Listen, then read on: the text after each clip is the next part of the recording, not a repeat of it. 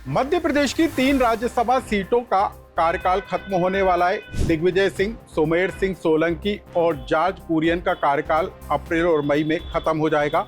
इसके बाद इन 3 सीटों को लेकर चुनाव होगा। इन 3 सीटों पर किसकी दावेदारी मजबूत है वो हम आपको बताएंगे। साथ ही हम आपको बताएंगे कि कांग्रेस की एक सीट को लेकर कैसे कमलनाथ अब बाजी मारते हुए नजर आ रहे हैं। कमलनाथ ने कांग्रेस पार्टी को आखिर वो कौन सा ऑफर दे दिया जिसके बाद राज्यसभा की एक सीट पर कमलनाथ की दावेदारी को मजबूत माना जाने लगा। और बीजेपी की 2 सीटों को लेकर क्या है बीजेपी का सियासी गणित, वो भी हम आपको समझाने की कोशिश करेंगे। नमस्कार, मैं हूं अनुराग श्रीवास्तव और आप देख रहे हैं एमपी डायरी।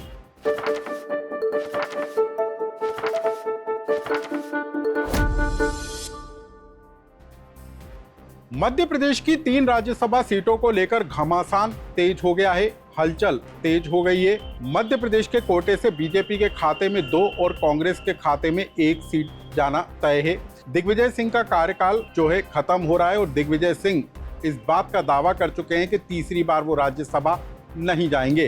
तो इस सीट पर कांग्रेस के अंदर एक अनार 100 बीमार जैसे हालात हो गए हैं। लेकिन अब जो खबर निकल कर आ रही है उसमें कमलनाथ बाजी मारते हुए नजर आ रहे हैं। कैसे, आप इस गणित को समझ लीजिए। बताया ये जा रहा है कि कमलनाथ ने पार्टी हाईकमान को एक फार्मूला सुझाया है और इस फार्मूले में कमलनाथ ने कहा है कि यदि पार्टी मध्य प्रदेश के कोटे से कमलनाथ को राज्यसभा में भेजती है तो उड़ीसा में वो बीजू जनता दल के साथ मिलकर एक सीट पर कांग्रेस को जीत दिला सकते हैं।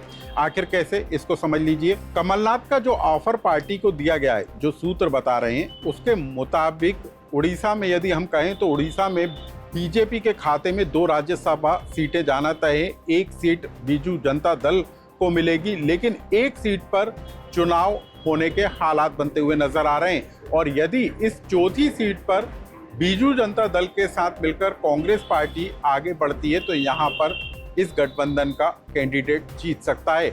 और कमलनाथ ने पार्टी को जो ऑफर दिया है उसके मुताबिक कहा गया है कि यदि मध्य प्रदेश के कोटे से पार्टी कमलनाथ को राज्यसभा भेजती है तो कमलनाथ बीजू जनता दल के नवीन पटनायक से अपनी दोस्ती का हवाला देते हुए 1 सीट कांग्रेस के खाते में और बढ़ा सकते हैं। लेकिन अब इस फार्मूले पर पार्टी क्या फैसला करती है ये देखना दिलचस्प होगा कि क्या पार्टी मध्य प्रदेश के कोटे से कमलनाथ को राज्यसभा भेजती है और क्या उड़ीसा में बीजू जनता दल के साथ मिलकर कांग्रेस पार्टी चौथे कैंडिडेट पर अपनी मोहर लगा पाती है। ये देखना बेहद दिलचस्प होगा। अब हम आपको बता दें कि मध्य प्रदेश में कमलनाथ जो है अब ज्यादा एक्टिव भी नजर नहीं आ रहे हैं। कमलनाथ अभी किसी बड़ी भूमिका में नहीं है। मध्य प्रदेश की विधानसभा के वो सदस्य हैं, लेकिन विधानसभा की कार्रवाई में वो 1 या 2 बार बैठक में ही शामिल होते हैं और ज्यादातर समय उनका दिल्ली में गुजरता है। ऐसे में कमलनाथ के इस ऑफर को लेकर अब चर्चाओं का बाजार तेज हो गया है। हालांकि कमलनाथ ने इसको लेकर कोई पुष्टि नहीं की है, लेकिन मीडिया रिपोर्ट्स के मुताबिक कमलनाथ का ये ऑफर पार्टी तक पहुंच जरूर गया है। इधर कमलनाथ ने 1 सीट को लेकर अपनी दावेदारी पेश कर दी है तो वहीं बीजेपी के अंदर भी 2 सीटों को लेकर घमासान तेज होता हुआ नजर आ रहा है। बीजेपी के राज्यसभा कोटे वाली 2 सीटों पर केंद्रीय राज्य मंत्री जॉर्ज कुरियन और सुमेर सिंह सोलंकी का कार्यकाल खत्म होने वाला है। तो क्या इन दोनों सीटों पर पार्टी किसी नए चेहरे के साथ आगे बढ़ेगी? अब इस गणित को भी समझ लीजिए। केरल में चुनाव होना है और जॉर्ज कुरियन केरल से ही आते हैं और ऐसे में यदि मध्य प्रदेश के कोटे से एक बार फिर जॉर्ज कुरियन को पार्टी राज्यसभा भेजती है तो इसका केरल के चुनाव में पार्टी को सीधा फायदा होगा। यानी कि यहाँ पर संभावना है कि जॉर्ज कुरियन को पार्टी राज्यसभा के लिए रिपीट कर सकती है।